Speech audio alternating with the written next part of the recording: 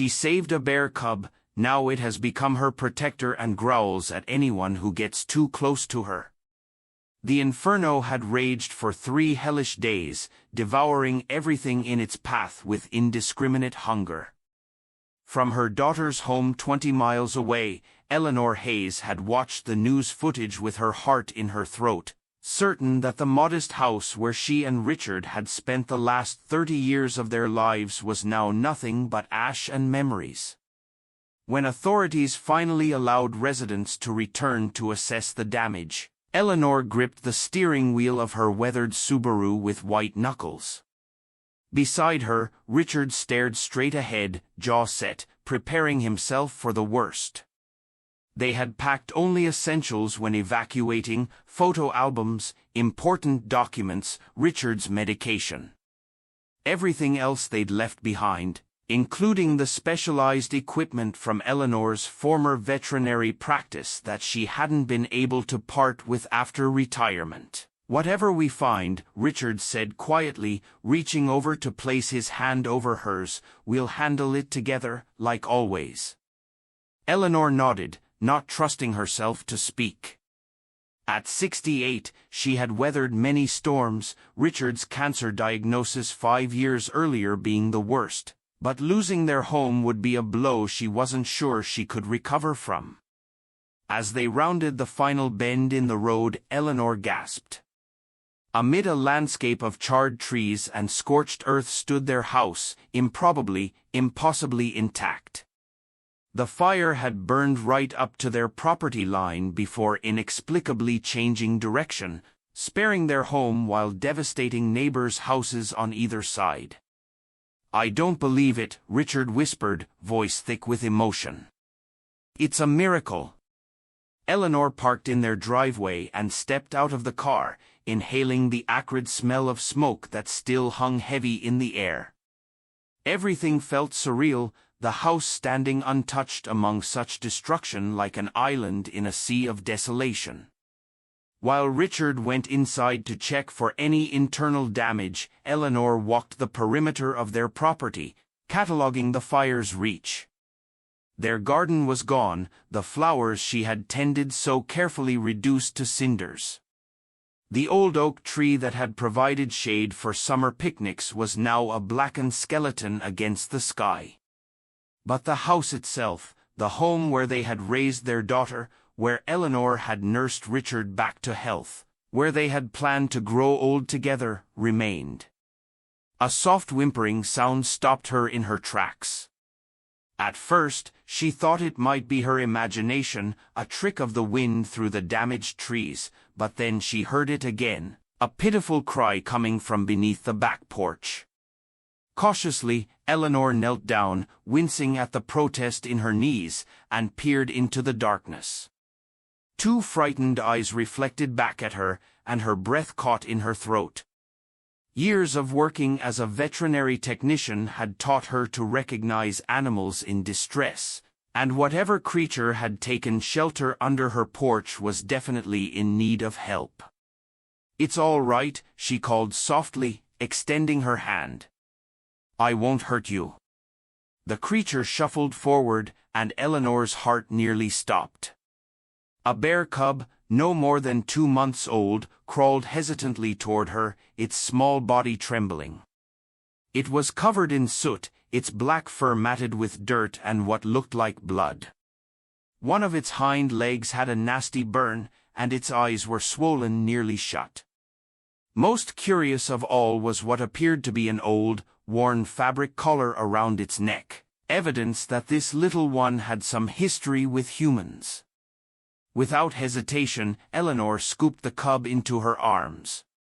It weighed less than she expected, likely dehydrated and malnourished. The little bear offered no resistance, instead pressing its body against hers as if seeking comfort. "Richard," she called, already carrying the cub toward the house. "Richard, come quick." Her husband appeared at the back door, his expression shifting from curiosity to alarm as he registered what she was holding. "Eleanor, what in God's name?" "He's injured," she cut him off, brushing past him into the house, and scared. "I need to get him cleaned up." "Eleanor, that's a wild animal." "He's a baby," she countered, already heading for the room that had once served as her home veterinary clinic, "and he needs help." Richard followed her, protesting the entire way. "We should call animal control or the wildlife service. They're equipped to handle these situations." Eleanor ignored him, gently placing the cub on the examination table that still stood in the center of the room. She moved with the efficiency of someone falling back into a familiar routine, gathering supplies, clean towels, antiseptic, bandages. "The Forest Service is overwhelmed right now," she said as she filled a basin with warm water. "They're dealing with injured wildlife all over the county. This little one might not make it if we wait." Richard stood in the doorway, concern etched deeply into his features. "Be reasonable, that's a bear. Bears are dangerous."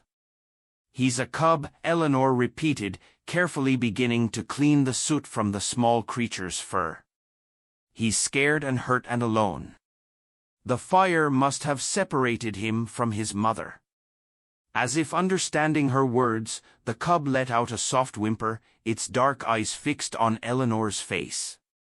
She felt something tug at her heart, the same feeling she'd experienced countless times throughout her career when caring for animals in need. It was what had drawn her to veterinary work in the first place, this connection, this wordless understanding between healer and patient. "Look at his neck," she said, gently touching the worn fabric collar. "Someone's had contact with him before, maybe he was part of a rehabilitation program." Richard sighed, recognizing the determination in his wife's voice. After 42 years of marriage, he knew when she wouldn't be swayed. "What do you need me to do?" he asked finally. Relief flooded through Eleanor. "Can you call Dr. Mendez? See if she can come by to check him over? And we'll need formula. I'm guessing he's still young enough to need milk." As Richard left to make the calls, Eleanor continued her gentle ministrations. The cub remained surprisingly still, only occasionally flinching when she touched a particularly sensitive area. The burn on his hind leg wasn't as severe as she had initially feared, but it would need treatment to prevent infection. "You're being very brave," she murmured, carefully cleaning around his swollen eyes. "What were you doing out there all alone, little one?" The cub's body was round and plump despite his ordeal, reminding Eleanor of a baby moose she had once helped rehabilitate. The memory brought a smile to her face. "I think I'll call you Moose," she told the cub, "just until we figure out where you belong." The bear cub, Moose, responded by leaning into her touch, sighing deeply as if in relief. In that moment, something shifted between them, a connection forming that Eleanor couldn't quite explain. Over the next few days, Eleanor threw herself into caring for Moose with the same dedication she had shown throughout her career. Dr. Mendez, a former colleague who now ran the local veterinary practice, confirmed that the cub was approximately 2 months old and, apart from the burn and some smoke inhalation, in relatively good health. "The collar is strange," Dr. Mendez admitted, examining the worn fabric. "There have been cases of people illegally keeping bear cubs as pets. He might have escaped during the evacuation. Or been abandoned," Eleanor said, her voice hardening. The thought of someone discarding this vulnerable creature infuriated her. "Either way," Mendez continued, "he'll need specialized care. I can make some calls, see about placing him in a wildlife rehabilitation center." Eleanor nodded, though something inside her resisted the idea. "Just until he's stronger," she agreed. "He's been through enough trauma already." Richard watched these developments with growing concern. Each day that passed, the cub became more attached to Eleanor, following her around the house like a shadow, crying when she left the room. And Eleanor, despite her assurances that this was a temporary arrangement, seemed equally attached. He said one evening as they sat on the porch watching Moose explore the yard under Eleanor's watchful eye, "It's been 2 weeks. We need to talk about what happens next." Eleanor didn't take her eyes off the cub. "He's getting stronger every day. The burn is healing nicely." "That's not what I mean, and you know it," Richard sighed, running a hand through his thinning gray hair. "He's a wild animal, Elle. He belongs in the wild, or at least in a proper sanctuary." "I know that," Eleanor said sharply, then softened. "I know. But he's still so young, Richard, and he trusts me." That was undeniable. The bond between Eleanor and Moose had grown stronger with each passing day. The cub slept curled against her at night, let out contented sighs when she read aloud to him, and listened with rapt attention when she sang the same lullabies she had once sung to their daughter. When Eleanor worked in the garden, attempting to restore what the fire had destroyed, Moose would sit nearby, his dark eyes never leaving her. Richard recognized the look in his wife's eyes, the same determined compassion that had saved him when depression had threatened to consume him after his cancer diagnosis. Eleanor had a way of pouring herself into the care of others, human or animal. That was both her greatest strength and her vulnerability. "Just give him a little more time," Eleanor pleaded. "Once he's fully recovered, I'll call the wildlife service myself." Richard nodded, knowing he couldn't deny her this, not when caring for Moose had brought such purpose back into her life. As weeks turned into months, Moose grew at an astonishing rate. By the time autumn painted the recovering forest in shades of gold and crimson, he weighed nearly 100 kilograms. His once small frame was now powerful and imposing, yet despite his size, he maintained the gentle demeanor he had shown since the beginning, at least toward Eleanor. With others, Moose was cautious at best, suspicious at worst. He had developed a habit of positioning himself between Eleanor and anyone who approached her, including Richard. Visitors to the Hayes household found themselves subjected to intense scrutiny from a pair of deep black eyes that seemed to evaluate their every movement. "He thinks he's protecting me," Eleanor explained to their daughter Lisa, who had come to visit from Portland. Moose stood at Eleanor's side, his massive body tense as he watched the newcomer. Lisa eyed the bear nervously. "Mom, this isn't normal, he's acting like your bodyguard." "He's just loyal," Eleanor defended, stroking Moose's head affectionately. The bear leaned into her touch, never taking his eyes off Lisa. "It's more than that," Richard interjected from across the room, where he had learned to keep his distance when Moose was in one of his protective moods. "Delivery people won't even come to the door anymore. Pastor Williams nearly had a heart attack when he came by last week." Eleanor frowned. "Moose didn't do anything to Pastor Williams." "He didn't have to," Richard countered. "Just standing there, staring the poor man down, was enough." "We can't keep pretending this is sustainable." Deep down, Eleanor knew her husband was right. Moose was no longer the soot-covered cub she had found beneath the porch. He was a juvenile black bear with the potential to become even larger and stronger. The Wildlife Service had already contacted them twice, expressing concern about the unusual situation.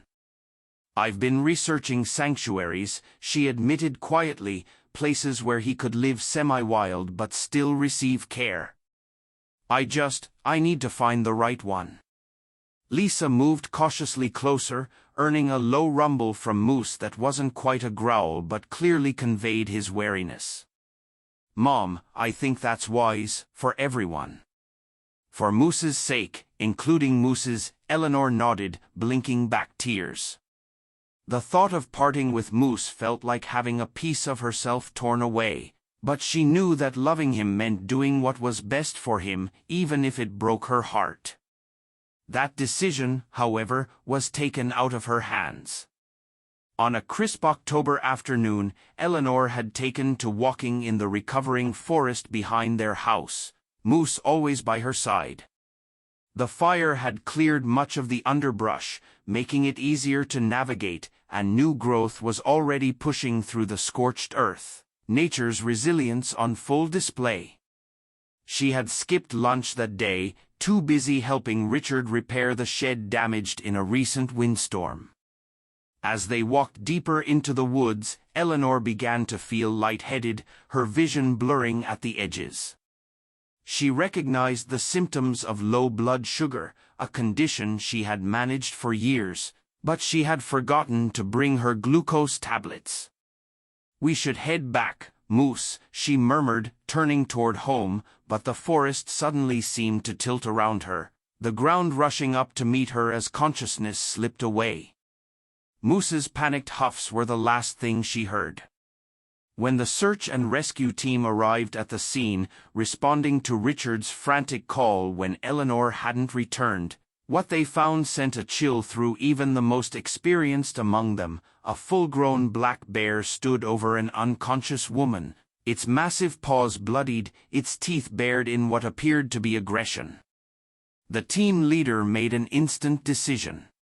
Tranquilizer darts were fired, and as Moose collapsed beside Eleanor, wildlife control was summoned to remove what everyone assumed was a wild bear that had attacked an unsuspecting hiker.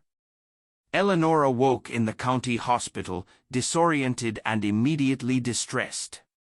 "Moose," she said urgently, trying to sit up despite the four in her arm. "Where's Moose?" Richard, who had been dozing in a chair beside her bed, startled awake. "Thank God," he breathed, taking her hand. "How are you feeling? Where is he?" Eleanor demanded, panic rising in her chest. "Richard, where's Moose?" Her husband's expression told her everything she needed to know. "They took him, didn't they?" she whispered, tears filling her eyes. "They think he hurt me." Richard nodded grimly. "The rescue team found him standing over you. His paws were bloody, they assumed the worst." "His paws were bloody because he was trying to move me," Eleanor insisted, memories flooding back. "I collapsed, Richard. My blood sugar dropped. Moose was trying to help me, not hurt me." Richard hesitated, clearly torn between believing his wife and accepting the more logical explanation presented by the authorities.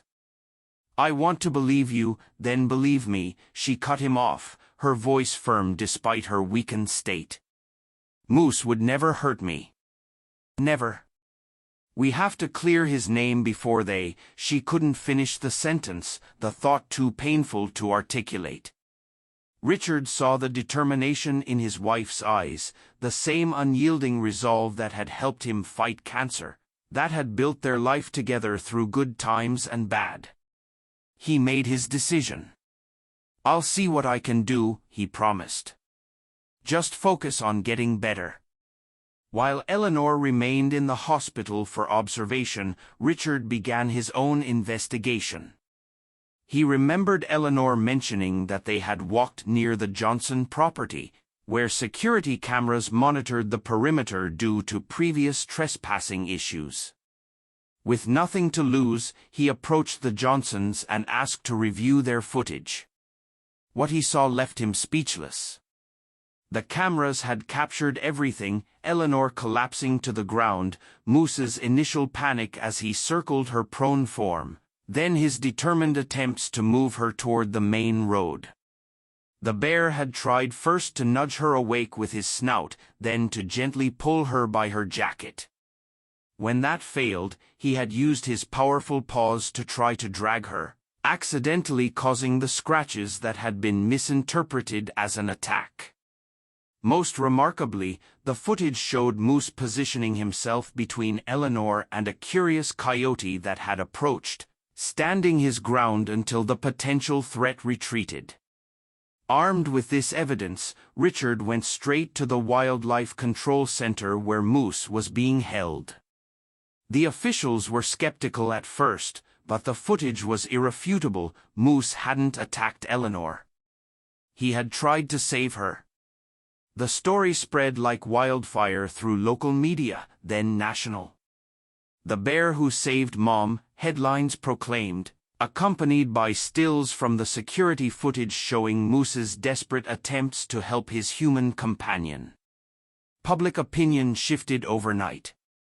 What had been seen as a cautionary tale about the dangers of wild animals became a heartwarming story of unlikely friendship and loyalty. Letters and emails poured in, people sharing their own stories of bonds with animals, of lives saved, and connections that defied explanation.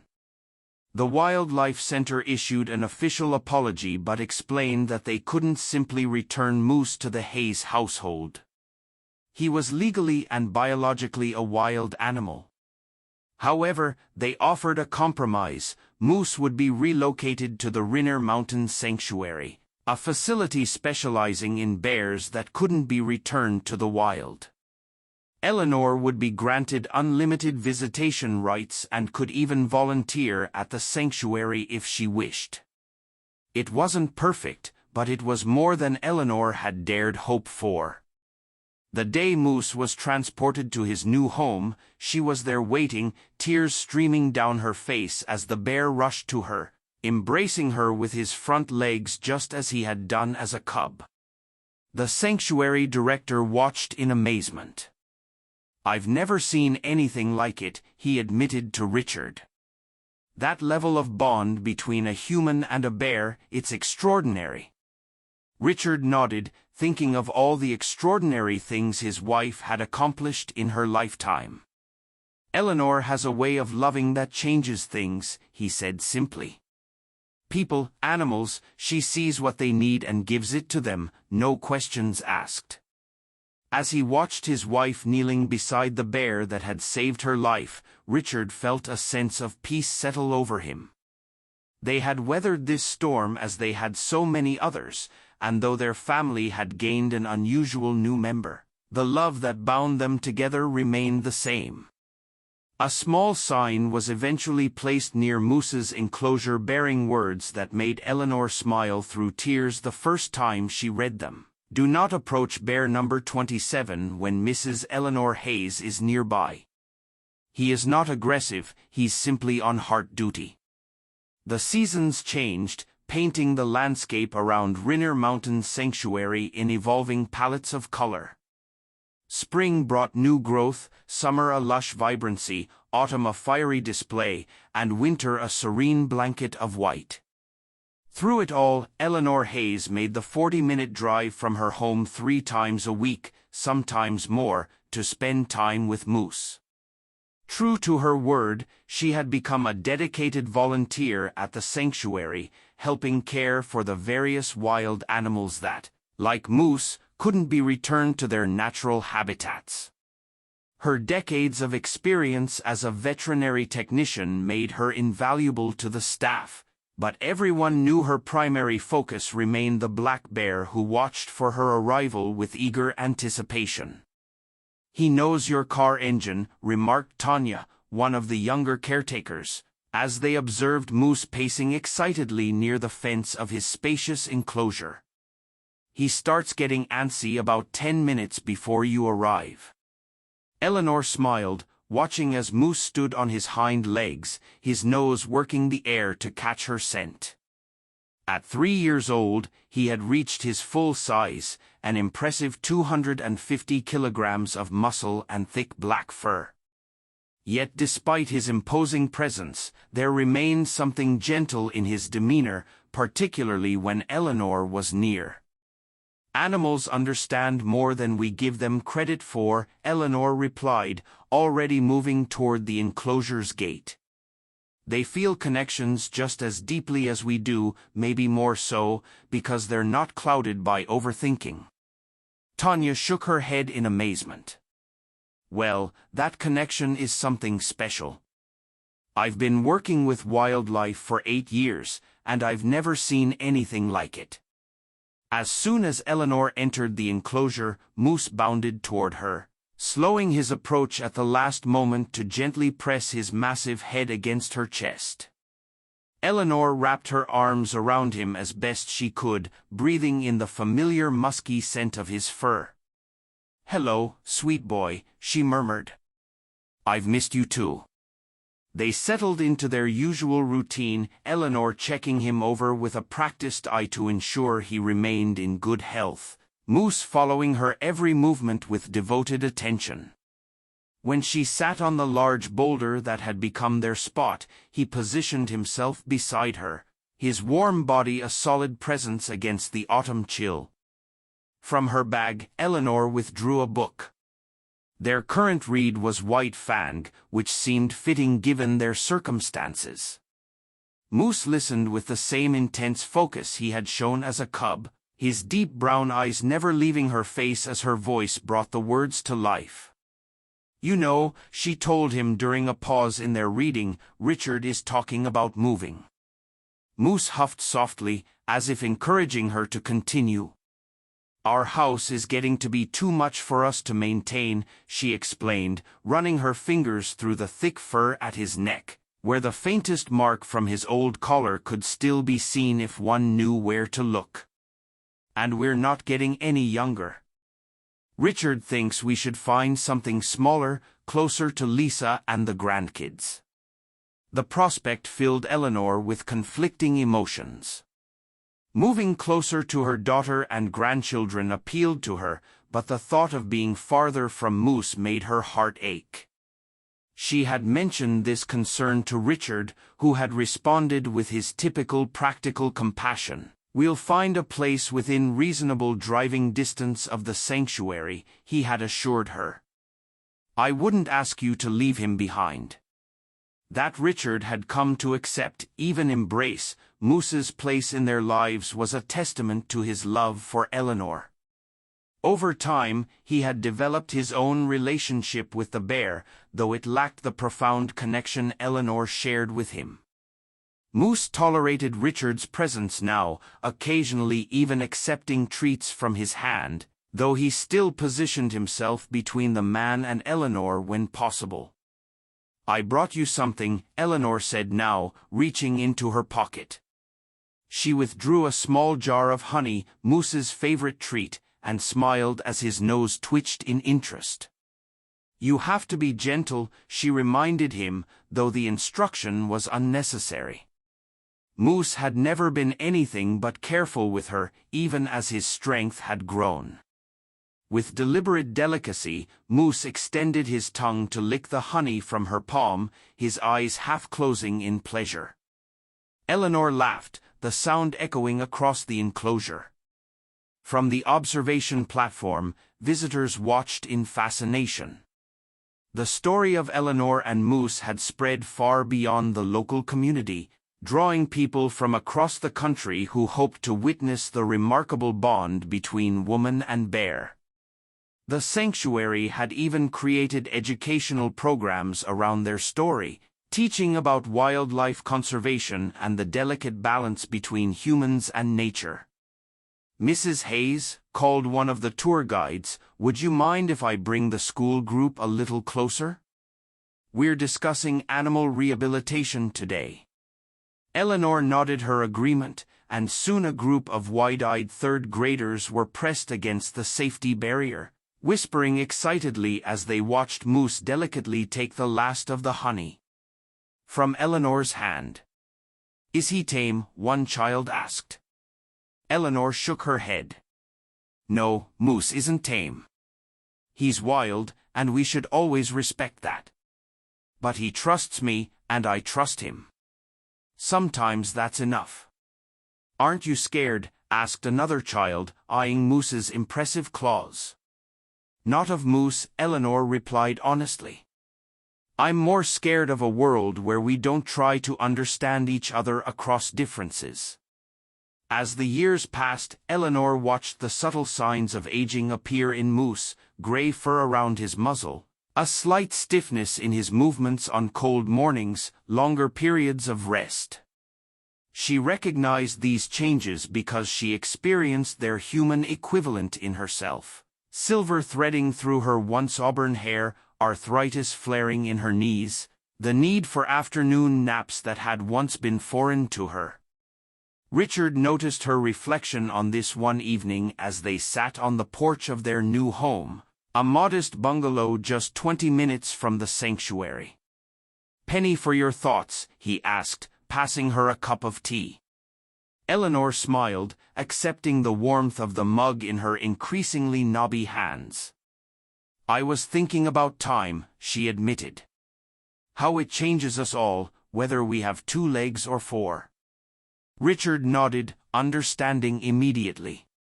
"Moose is slowing down." "Yes," Eleanor sighed. "Dr. Rivera says it's normal for his age.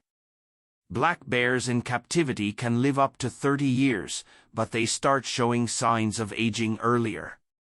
Still, it's hard to watch.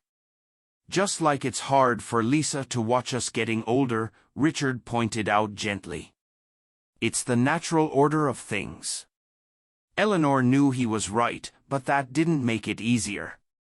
At 75, she had experienced enough loss to know that acceptance didn't diminish the pain.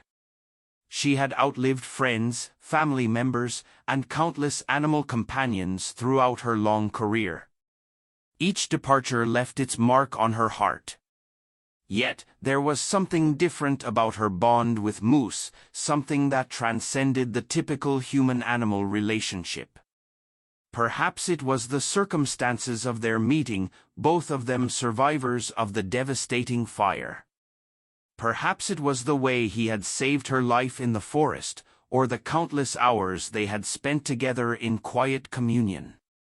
Whatever the source, Eleanor knew that when the time came to say goodbye to Moose, a part of her would go with him. That knowledge made her treasure their time together all the more preciously.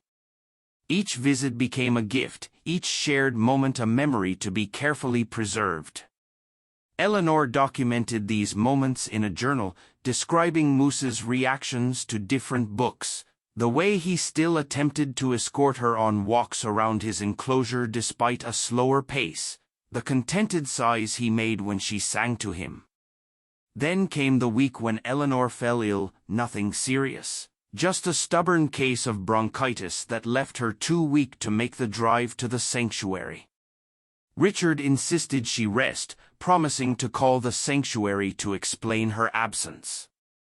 "Moose will understand," he assured her, though his expression betrayed his concern. They both knew how the bear responded to disruptions in their routine. 3 days into her convalescence, Eleanor's phone rang. It was Tanya from the sanctuary, her voice tight with worry. "Mrs. Hayes, I'm sorry to bother you when you're sick, but I thought you should know Moose isn't eating. He's been pacing and making these low growling sounds since yesterday. Dr. Rivera checked him over and couldn't find anything physically wrong, but he's worried." Eleanor finished, her chest tightening with an emotion that had nothing to do with her illness. "He doesn't understand where I am." "That's what we think," Tanya confirmed. "We've tried everything, his favorite foods, extra enrichment activities, nothing's working." Eleanor closed her eyes, picturing Moose in distress, searching for her. The image was unbearable. "I'll come," she said, already pushing herself up from the bed. Richard protested, of course, citing her health and the doctor's orders to rest, but Eleanor was adamant. "He needs me, Richard. You of all people should understand that." The drive to the sanctuary seemed longer than ever, each mile stretching as Eleanor fought against the fatigue of her illness. By the time she arrived, her hands were shaking slightly, but determination kept her moving forward. Tanya met her at the entrance, relief evident on her face. "Thank you for coming." He's still agitated, barely touched his breakfast. Eleanor followed her to Moose's enclosure, where the bear was indeed pacing, his powerful body tense with anxiety. The moment he caught sight of Eleanor, he froze, nostrils flaring as he confirmed her presence through scent. "It's all right," Eleanor called softly, approaching the gate. "I'm here now." What happened next would become one of the sanctuary's most shared moments, a video captured by Tanya's quick thinking with her phone. As Eleanor entered the enclosure, Moose rushed to her and, with a gentleness that belied his massive size, embraced her with his front legs, burying his face against her shoulder as if seeking reassurance that she was real. Eleanor held him as best she could, murmuring soothing words as Moose made a sound that was somewhere between a whimper and a sigh. The emotion in that sound was unmistakable: relief, joy, the release of fear. "The bear who never forgot," the internet dubbed the video when it went viral, garnering millions of views and rekindling interest in their remarkable story. Conservation groups reached out, asking Eleanor to speak at events. Children sent drawings of Moose, many depicting him with his paws wrapped protectively around a silver-haired woman. The sanctuary's director, seeing an opportunity to promote their conservation mission, asked Eleanor if she would consider participating in their community education program. Despite her initial reluctance to be in the spotlight, Eleanor agreed, understanding that their story could inspire others to care about wildlife protection. And so a new chapter began.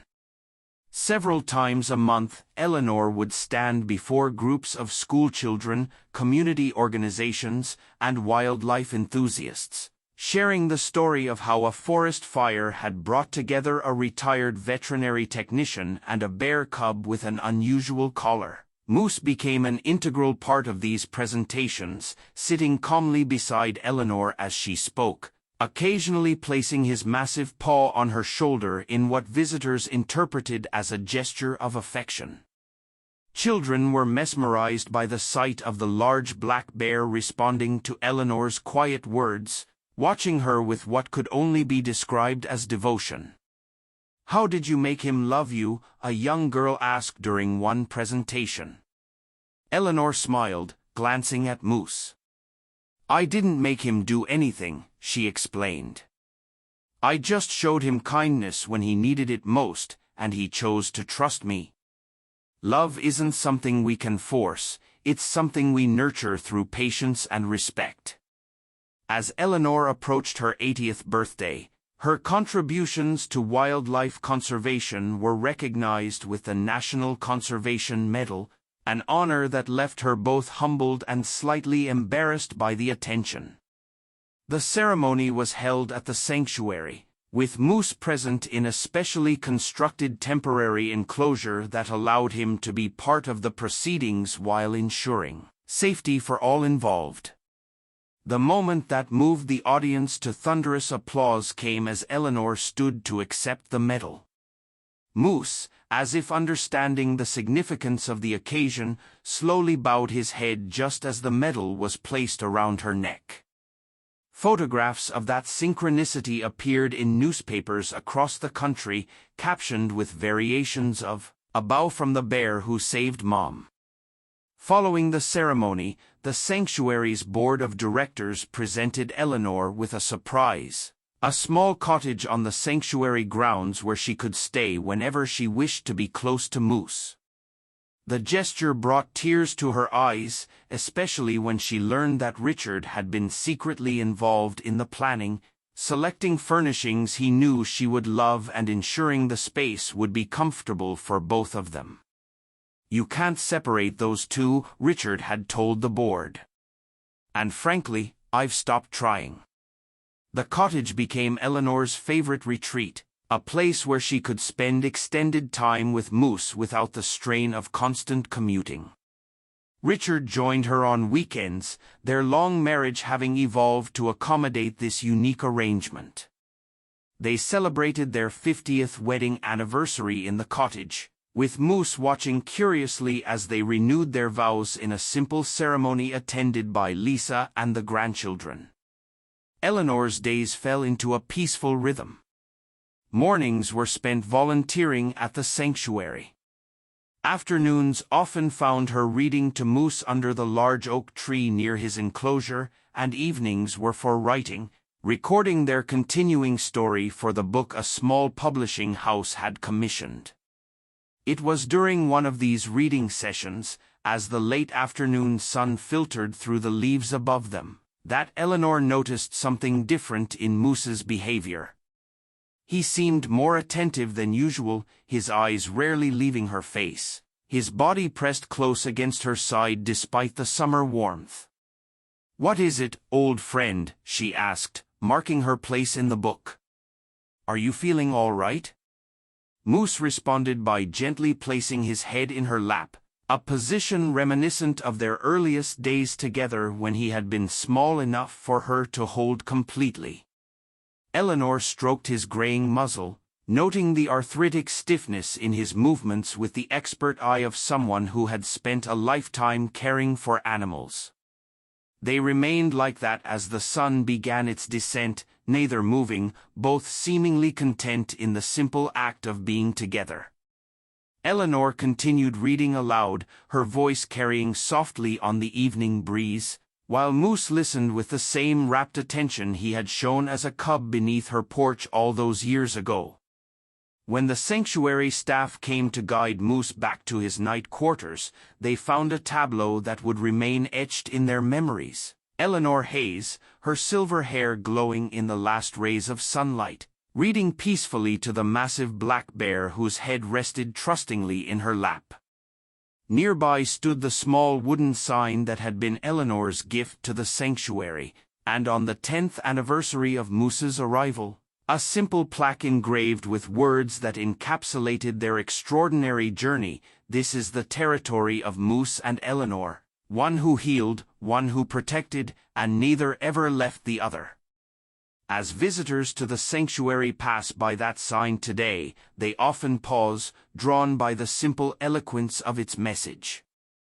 Some are fortunate enough to witness the elderly woman and aging bear in their quiet communion, a living testament to the profound bonds that can form between species when compassion overcomes fear, and love transcends the boundaries we too often accept as immutable. In a world frequently divided by differences, the story of Eleanor and Moose stands as a gentle reminder of what becomes possible when we open our hearts to unexpected connections. It is a legacy neither of them sought, but one that continues to inspire all who hear it, a tale of healing and protection, of saving and being saved, of finding family in the most unlikely of places.